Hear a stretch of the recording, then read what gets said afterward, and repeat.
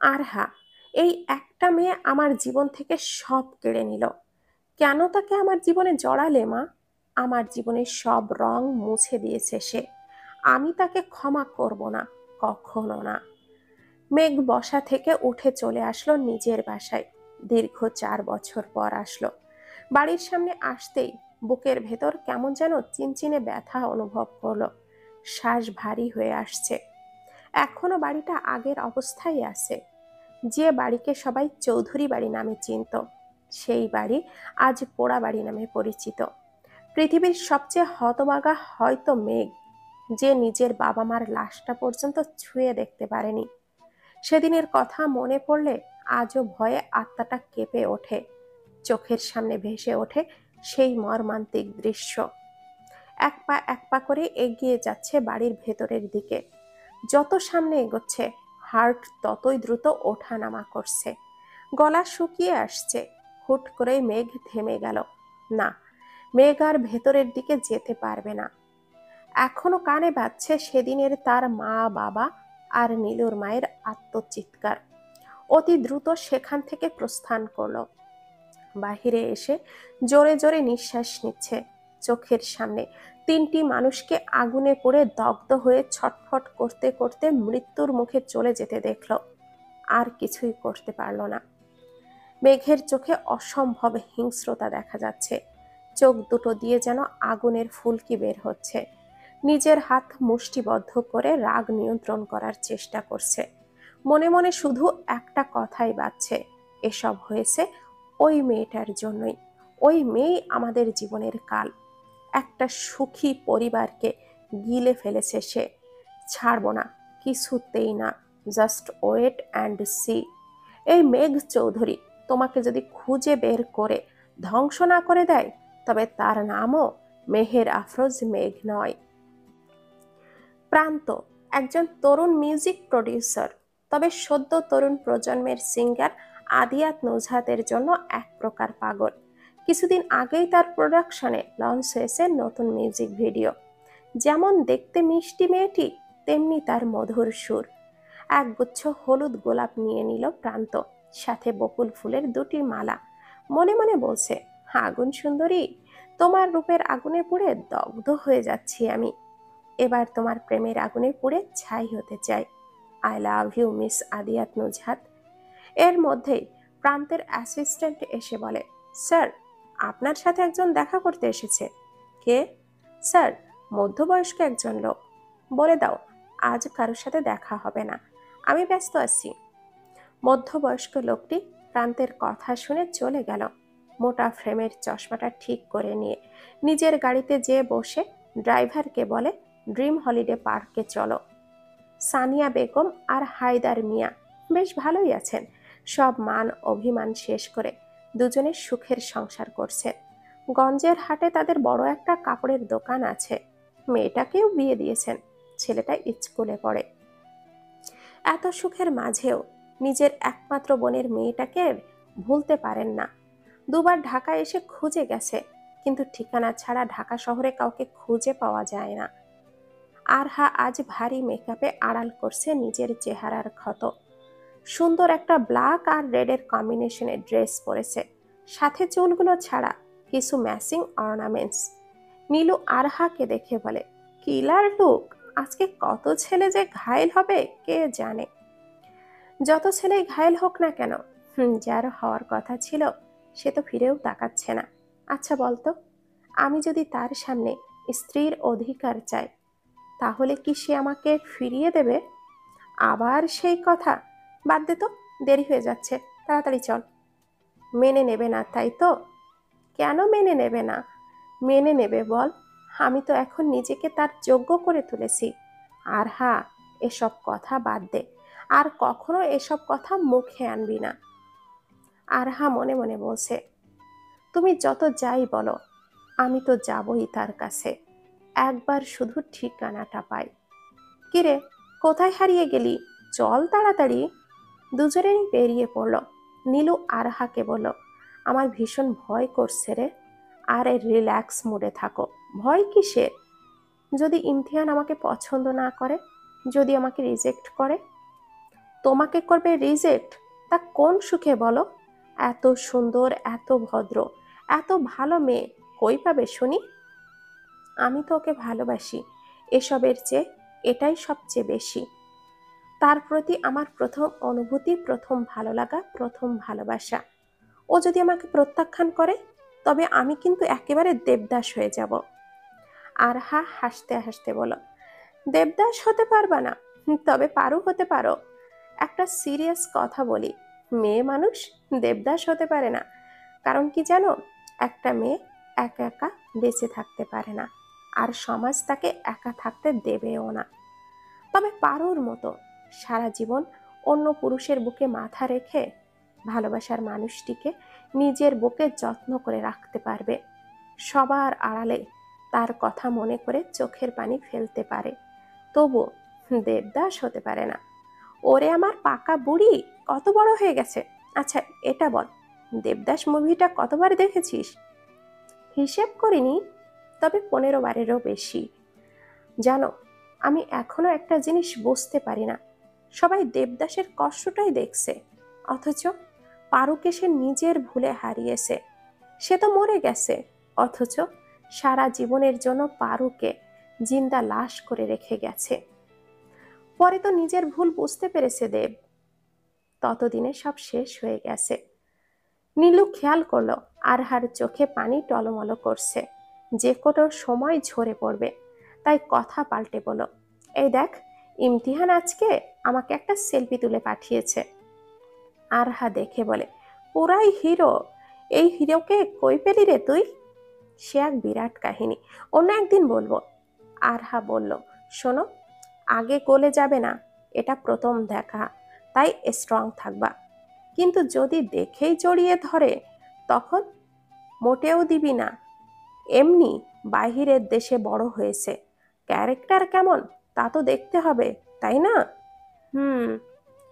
এদিকে ইমতিহান বলছে, একবার একবার বাংলাদেশে এসেছি, বাংলাদেশি মেয়েকে ভালোবেসে ঠকেছি, আবারও সেই একই বাংলাদেশি মেয়ের প্রেমে পড়লাম।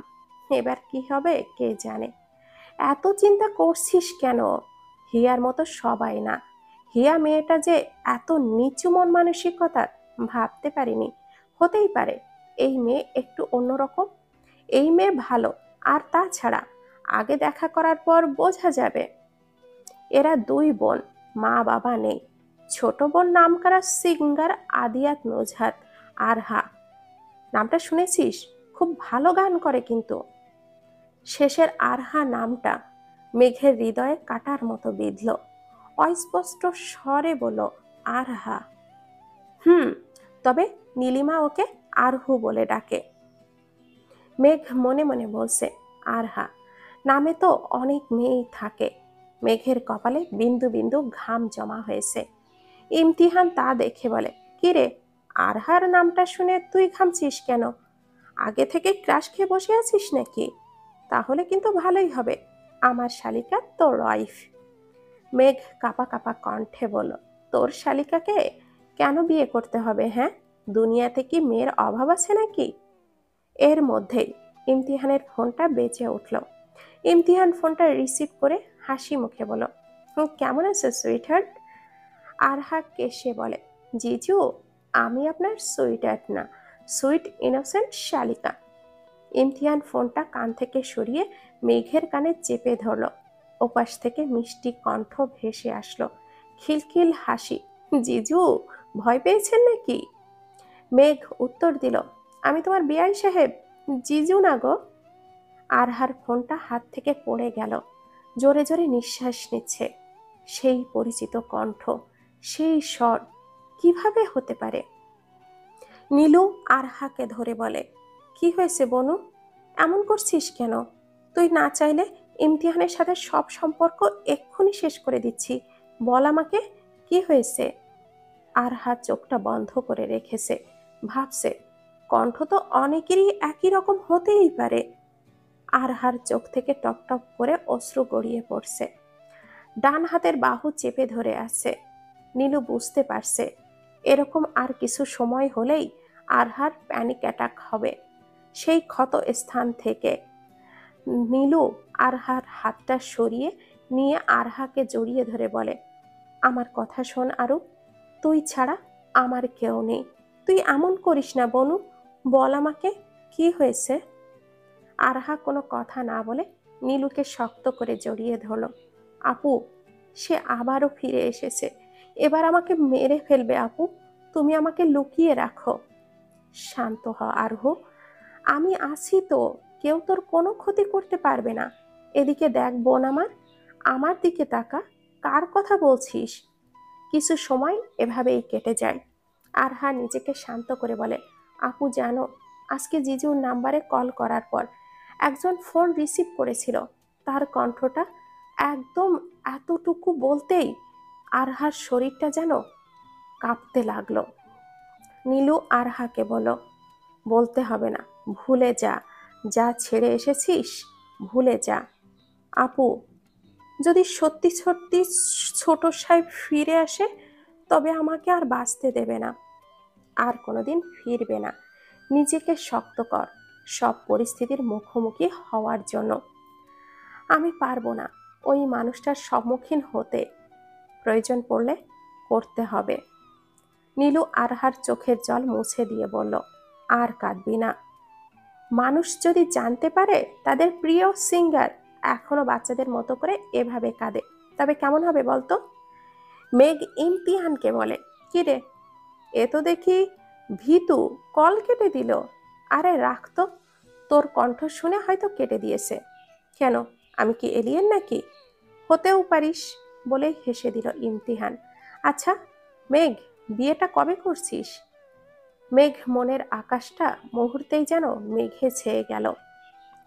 বিয়ের কথা মনে পড়তেই মেঘের মনে পড়ে গেল সেই ছোট্ট আরহার কথা। শাড়ি এলোমেলো করে সদ্য ফোটা নিষ্পাপ গোলাপের কলি শুয়ে আছে।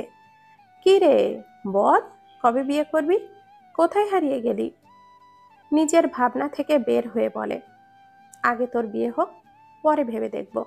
শোন, বিয়েটা দুজন একসাথে করে ফেলি, কি বলিস। বাদ দে তো, এসব বিয়ে করার সময় হলে করব, এখন তোর নিজেরটা নিয়ে চিন্তা কর। দেখ মেঘ, সামিরা কিন্তু তোর জন্য ওয়েট করে আছে, একটা মেয়ে মানুষ, আর কত অপেক্ষা করবে বল।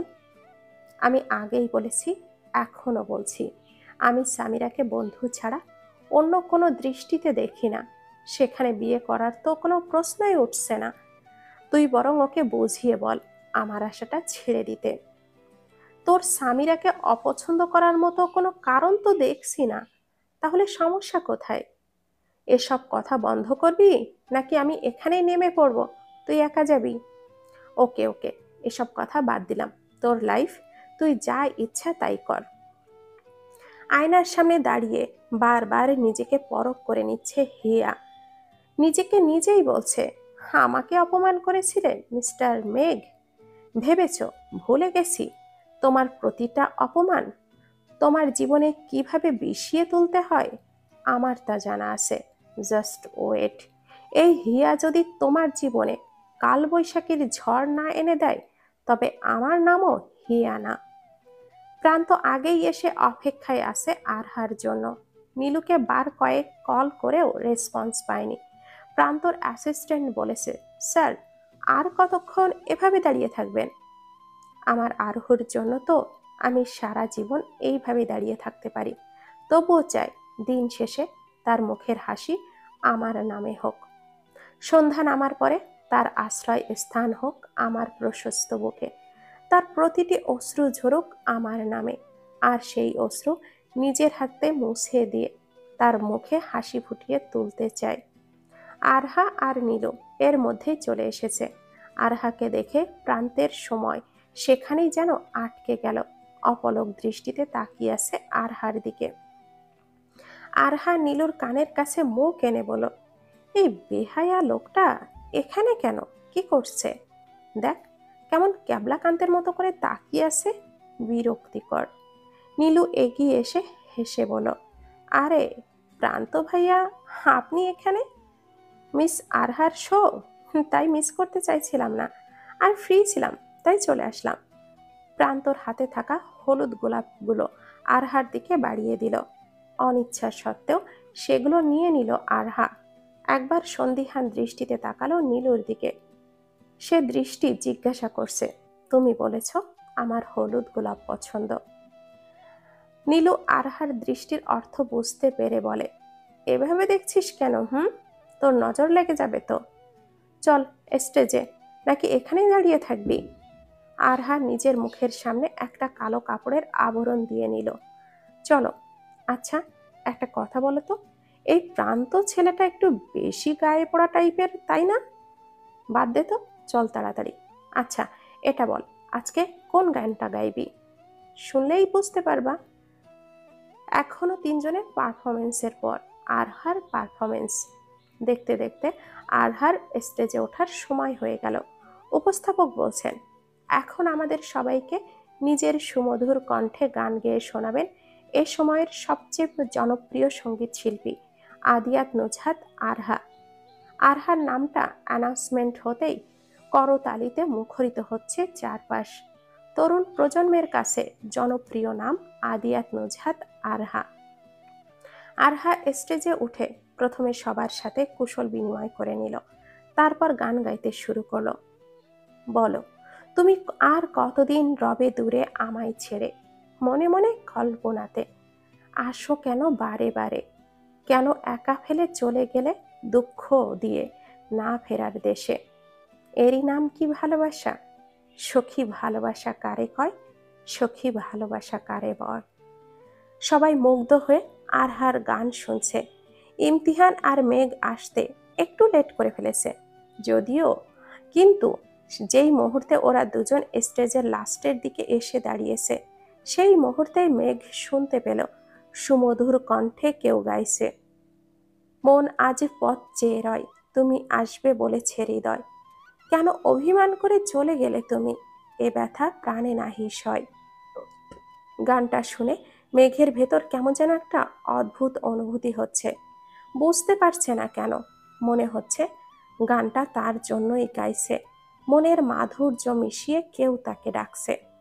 গান শেষ হতেই আবারও করতালির শব্দ মেঘের কানে ভেসে আসতেই ভাবনা থেকে বেরিয়ে আসে মেঘ।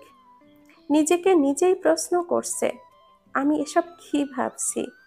কেউ নেই, আমার কেউ নেই, একা আমি একা। এর মধ্যে ইমতিহান মেঘের কাঁধে হাত রেখে বলে, ভাই, কি গানের কণ্ঠ, আমি তো পুরাই ফিদা। তোর বইয়ের একমাত্র আদরের বোন, সো ফিদা হয়ে লাভ নেই। বইয়ের আদরের বোন বন্ধুর আদরের বউ তো হতে পারে। কথাটা বলেই হেসে উঠল ইমতিহান। না, হতে পারে না, আমি সারা জীবন চিরকুমার থাকবো, নো বিয়ে, নো ঝামেলা। সময় হলে দেখা যাবে। ইমতিহান নীলুকে মেসেজ করলো, আর কতক্ষণ বউ, তোমাকে দেখার জন্য আমার চোখটা তৃষ্ণার্ত। নীলু রিপ্লাই করলো, আর মাত্র 10 মিনিট। আরহা আরও একটা গান গেয়ে বিদায় নিল। হাই সিকিউরিটি থাকা সত্ত্বেও অনেকেই অটোগ্রাফ নেওয়ার জন্য ভিড় করলো, অনেকে আবার সেলফি তুলেছে। কোনো মতে সেখান থেকে বের হয়ে এসেছে আরহা। চেঞ্জিং রুমে যে ড্রেসটা চেঞ্জ করে নিল, জিন্স আর লং কুর্তি পরে নিল, মুখ ধুয়ে মেকআপ তুলে ফেলল। এখন ভালোভাবে লক্ষ্য করলে কেউ চিনতেই পারবে না এই মেয়েটাই আদিহাত নুজহাত আরহা। চোখে মোটা ফ্রেমের চশমা, গালে ক্ষতের চিহ্নগুলো স্পষ্ট, মাস্ক দেওয়ার কারণে ততটা বোঝা যাচ্ছে না। আরহা বের হতে নীলু বলে, তাড়াতাড়ি চল, কতক্ষণ ধরে অপেক্ষা করছে বেচারা। এমন করছো কেন? এত উতালা হতে নিষেধ করলাম না নিজেকে? শক্ত রাখো, আইসক্রিমের মতো গলে গেলে চলবে না, নারকেলের মতো হতে হবে, ওপর দিয়ে শক্ত, ভেতরে নরম, মনে থাকবে? দাদি আম্মা, খুব মনে থাকবে। এবার তাড়াতাড়ি চলেন। 10 কদম হাঁটার আগেই অতীতের ভয়ঙ্কর একটা অধ্যায় সামনে উপস্থিত। নীলু শান্ত স্বরে বলল, আমাদের রাস্তা ছেড়ে দিন, আমাদের সাথে আপনার কোনো সম্পর্ক নেই। তাহলে কেন রাস্তা আটকে দাঁড়িয়েছেন? আহারে বেবি, তোমাদের কষ্ট হচ্ছে দাঁড়িয়ে থাকতে? তা ফেমাস সিঙ্গার আদিয়াত নুজহাত আরহা যে বিবাহিত, সেই সুখবরটা তার ভক্তবৃন্দ কি জানে? বাজে কথা বন্ধ করুন আর রাস্তা থেকে সরে দাঁড়ান। এটাই তো সমস্যা আমার, এই জন্যই তো হিয়া নামটা সবার চক্ষুশূল, কারণ হিয়া সত্যি কথাটাই বলে। এবার আরহা সামনে এসে বলে, অনেক বলেছেন আপনি, এবার চুপ করুন। বড় বলে সম্মান করেছি, তবে নিজের লিমিট ক্রস করলে আমরাও ভুলে যাব আপনি আমাদের বড়। ওলে বেবি, মুখে দেখি বুলি ফুটেছে। তা বেবি, এত বড় হলে কবে শুনি? আমার তো মনে হয় এখনো নাক টিপলে দুধ বের হবে। তার কথার এত ঝাঁজ! আপনার মতো নিম্নমানের মানুষের সাথে কথা বলতে ঘৃণা হয়। এই, তোর লজ্জা করে না? তিনজন মানুষকে হত্যা করে এভাবে ঘুরছিস? আমি হলে তো কবেই গলায় দড়ি লাগিয়ে ঝুলে পড়তাম। এবার নীলু তেড়ে এসে বলল, মুখ সামলে কথা বলুন। বেহায়ার মতো অন্যের বাড়িতে থেকে সেই বাড়ির খেয়ে সেই বাড়ির বউকে অপমান করতে মুখে বাঁধে না আপনার? বউ? সিরিয়াসলি? So funny. মেঘ কোনোদিনও এই বিয়েটাকে মানবে বলে তোমার মনে হয়? প্রথমবার আরহার কানে পৌঁছালো মেঘ নামটা। আরহা হিয়ার সামনে এসে বলে, মেঘ? মেঘ কে? বলুন না আমাকে। অট্ট হাসি দিয়ে বলে, ওলে বেবি, বরের নামটাও জানো না দেখছি। আবার তার নামের ট্যাগ লাগাও চৌধুরী বাড়ির বউ। আরহা ছুটে একটু ফাঁকা জায়গায় চলে আসলো, কানে বাজছে। মেঘ ওকে কোনোদিন মেনে নেবে? যাকে না দেখেই, যার কথা না শুনে নিজের মনের যার জায়গা দিয়েছে, তার নামটা প্রথম শুনে আরহার কি অনুভূতি হচ্ছে বুঝতে পারছে না। দু চোখ দিয়ে অঝরে অশ্রু ঝরছে। আরহার কানে শুধু ওই একই শব্দ প্রতিধ্বনিত হচ্ছে। মেঘ কি কখনো মেনে নেবে আরহাকে? নীলু ইহিয়াকে বলে, আপনার মতো খারাপ মানুষ দুটো দেখিনি, জীবনেও ভালো হবে না আপনার। নীলু কথাটা বলে ছুটে যাচ্ছে আরহার পিছু পিছু। আরহা আর হিয়া চলে যেতেই হিয়া জোরে জোরে হেসে উঠল। বাচ্চা মেয়েরা, আমার খারাপ আর কি হবে? নিজেদের কি কি ক্ষতি হবে সেটা চিন্তা করো। এই হিয়া নামক ঝড় তোমাদের জীবনে চলে এসেছে আবারও। নীলু দ্রুত যাওয়ার সময় হঠাৎ কারোর সাথে ধাক্কা খেলো। নিচে পড়ে যাওয়ার আগেই কারোর বাহুতে আবিষ্কার করলো নিজেকে। রাগে লোকটির দিকে তাকাতেই সব কথা উবে গেল নীলুর। রাগের বদলে এখন একরাশ লজ্জা এসে ঘিরে ধরল নীলুকে। লজ্জায় মুখ দিয়ে কথা বের হচ্ছে না। এদিকে ইমতিয়ান বলেই যাচ্ছে, এই যে আপু, আমাকে ছেড়ে দিয়ে সরে দাঁড়ান। আজকেই প্রথম প্রেমিকার সাথে দেখা করতে আসলাম, এখন সে যদি এভাবে আমাকে অন্য একটা মেয়ের সাথে দেখে, তবে আমার সংসার শুরুর আগেই শেষ হয়ে যাবে। আপু, শুনতে পাচ্ছেন? প্লিজ ছাড়ুন। অনেকেই তাকিয়ে আছে নীলু আর ইমতিহানের দিকে।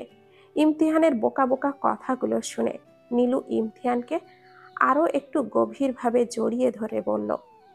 ইমতিহান কিছু বলবে তার আগে নীলু ইমতিহানের কানের কাছে মুখ নিয়ে বলে, আমি এভাবে ধরে থাকলে আপনার প্রেম ভাঙার বদলে আরো বেশি গভীর হবে। নীলুর কণ্ঠ চিনতে একটুও দেরি হয়নি ইমতিহানের।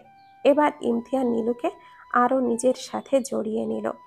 নীলু আস্তে করে বলল, এটা আপনার লন্ডন না, এটা বাংলাদেশ, ছেড়ে দিন আমাকে। ইমতিহান নীলুকে ছেড়ে দিল। দুজনেই কেউ কারোর দিকে তাকাতে পারছে না। মোবাইলে এত জান কলিজা বলে, এখন সামনাসামনি দেখে মনে হচ্ছে দুজন দুজনের কাছাকাছি অপরিচিত। রাজ্যের সব জড়তা এসে ভিড় করেছে, দুজনের ভুলে বসেছে তাদের সাথে কেউ ছিল। অনেকটা সময় নীরবতা কেটে যাওয়ার পর ইমতিহান বলল, নীলিমা, চলো আমরা ওই বেঞ্চটাতে বসি। দুজনে পাশাপাশি বসে আছে। এবার নীলু বলল, কেমন আছেন? ইমতিহান রাগ দেখিয়ে বলল, ভালো ছিলাম, তবে এই মুহূর্তে খারাপ হয়ে গেলাম। কেন, কি হয়েছে আমাকে বলুন। এত দূর থেকে তোমার মুখ থেকে আপনি ডাক শুনতে এসেছি। আমি এক্ষুনি চলে যাব। আরে, রেগে যাচ্ছেন কেন?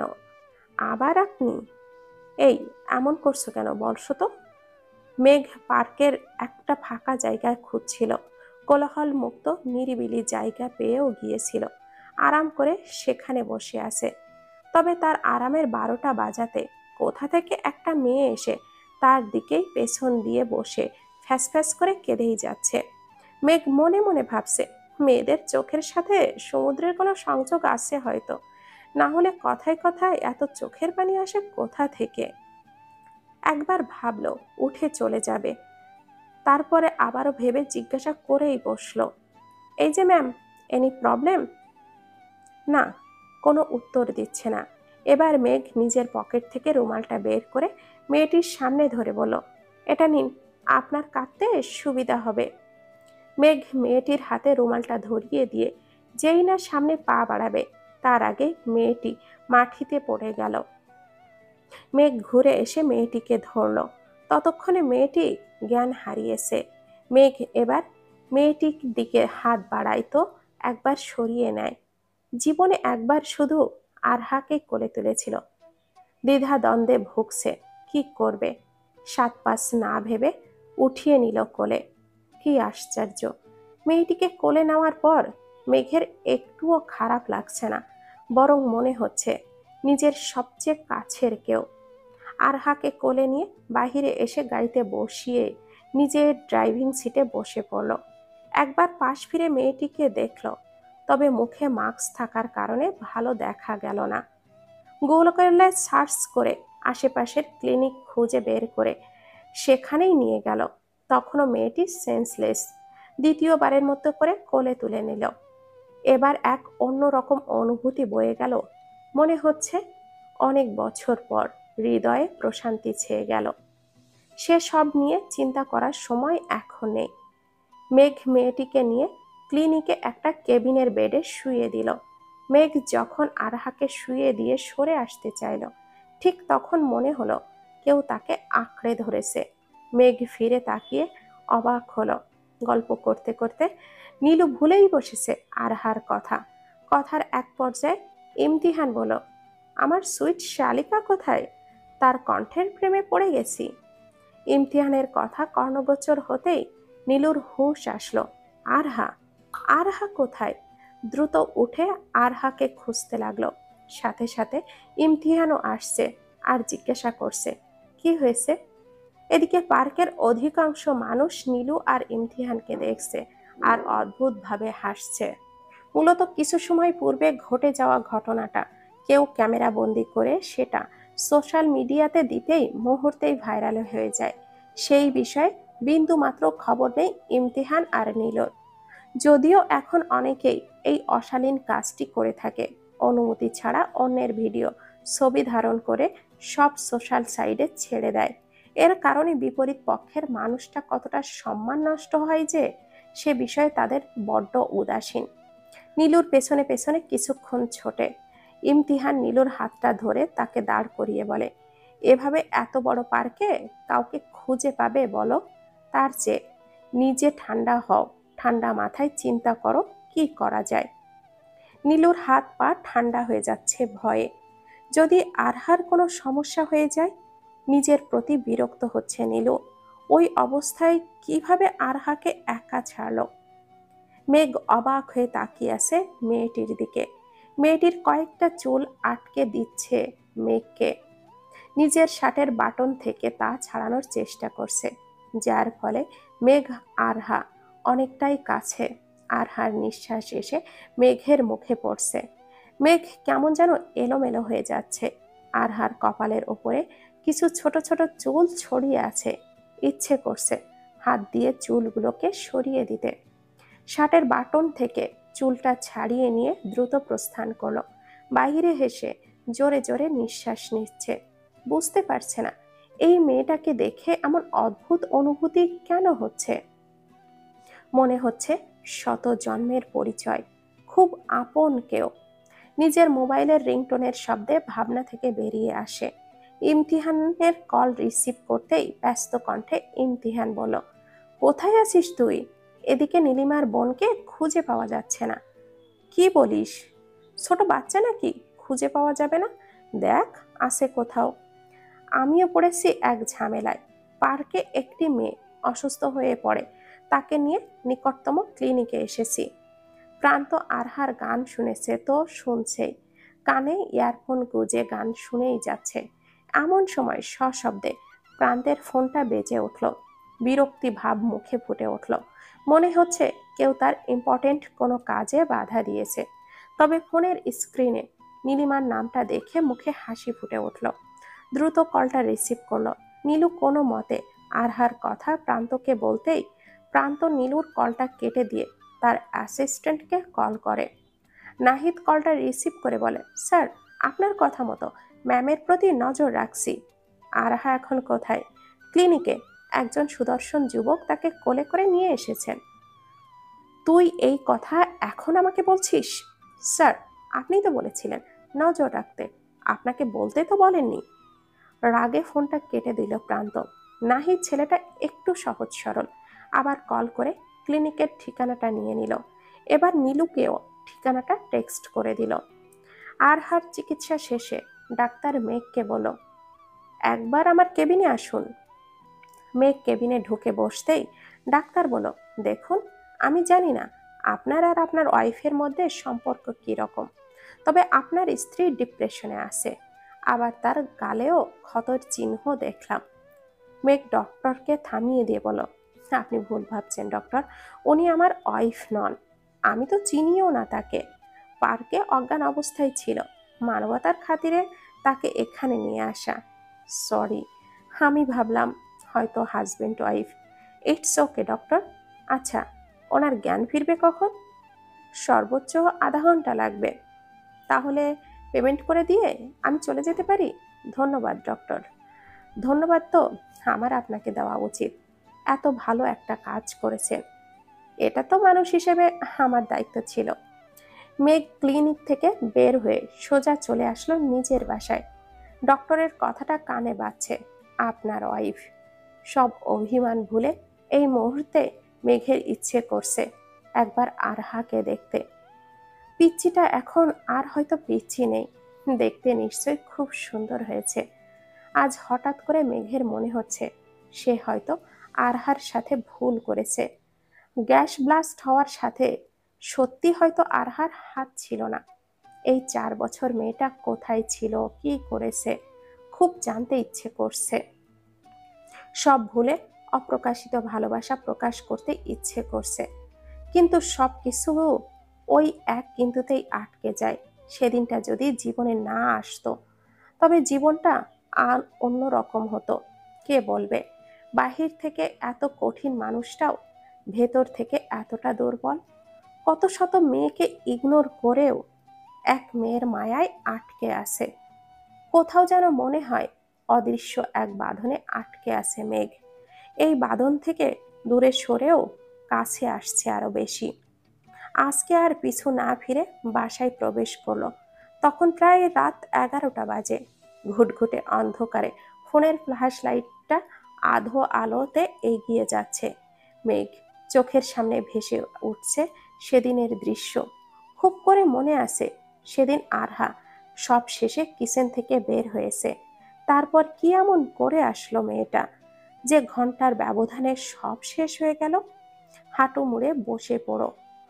চিৎকার করে বলতে ইচ্ছে করছে, ফিরে এসো মম, তোমাদের ছাড়া ভালো নেই আমি। মেঘ উঠে বাহিরে চলে আসলো।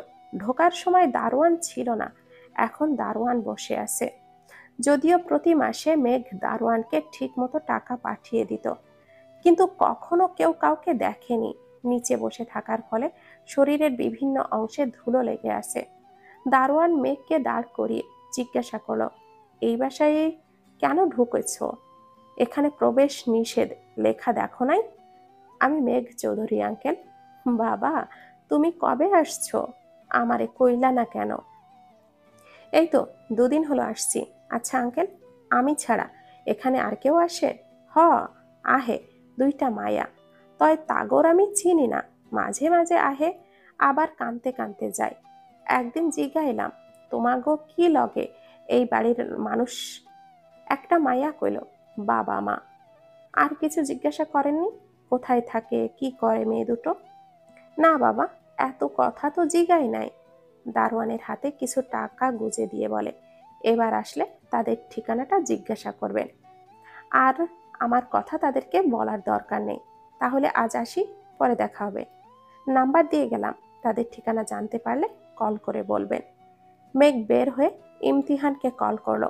ওপাশ থেকে রিসিভ হতেই ইমতিহান বলল, কই তুই? আমি চলে আসছি, এখন তোদের বাসায় যাব। প্রচন্ড ঘুম পেয়েছে, খেয়ে ঘুমাবো। শোন, তুই আর বলতে পারলো না, তার আগেই মেঘ কলটা কেটে দিয়েছে। ইমতিয়াজ নীলুকে বলল, এখন তো তোমার বোন কিছুটা সুস্থ, বাসায় চলে যাই, কি বলো? চলো। আরহা দিকে একবার তাকালো ইমতিহান, তারপর আস্তে করে নীলুকে বলল, তোমার বোনের গালে কিসের দাগ এগুলো? সে অনেক কথা, তোমাকে সময় করে বলবো, এখন দেরি হচ্ছে, তুমি গাড়ি বের করো, আমি আরহুকে নিয়ে আসছি। প্রান্ত বলল, ছেলেটা কে নীলু? আমার উঠবি? ও আচ্ছা, তবে আমিও তোমাদের সাথে আসি, কি বলো? অনেক করেছেন প্রান্ত ভাই, এবার আপনিও বাসায় ফিরুন, আমরা ঠিক চলে যেতে পারবো। আরহা আর নীলু ভাবছে প্রান্ত আরহাকে ক্লিনিকে নিয়ে এসেছে। নীলু আরহাকে বসিয়ে রেখে ডক্টরের সাথে কথা বলতে গেল। ডক্টর বলল, আপনি পেশেন্টের কি হন? বড় বোন। আপনার বোন কোনো বিষয় নিয়ে ডিপ্রেশনে আছে, হয়তো তার চেহারায় ক্ষত, সে নিজেই করেছে। চেষ্টা করবেন এসব থেকে তাকে বের করে আনতে, নয়তো যে কোনো সময় বড় কোনো দুর্ঘটনা ঘটে যেতে পারে। ঔষধগুলো ঠিকমতো খাবেন, আর অবশ্যই ভালো কোনো একটা সাইকিয়াট্রিস্ট দেখান। নীলু ডক্টরের থেকে বিদায় জানিয়ে চলে আসলো। কি করা উচিত সেই চিন্তায় বিভোর। আরহার কাছে এসে আরহাকে নিয়ে গাড়িতে বসলো। এখান থেকে বাসায় ফিরতে 3 ঘন্টার মতো সময় লাগবে, মানে রাত 1টার বেশি বাজবে। মেঘ বাসায় এসে খেয়ে শুয়ে পড়ল, তবে ঘুম আসছে না। ফোন ঘেটে আদিয়াত নুজহাতের আরহার গান বের করলো। কয়েকটা গান শুনলো, মনে মনে বলছে, নিঃসন্দেহে সুন্দর কণ্ঠ। যার কণ্ঠ এত সুন্দর, তাকে তো একবার দেখতেই হয়। আরহার প্রোফাইল বের করলো। প্রত্যেক পিকে মাস্ক পরা, প্রায় সব পিকের ক্যাপশনে দেওয়া, তুমি আছো বলেই। খানিকক্ষণ চিন্তা ভাবনা করে একটা মেসেজ সেন্ড করলো। সেই তুমিটা এসেছে কি মিস মার্কস সুন্দরী?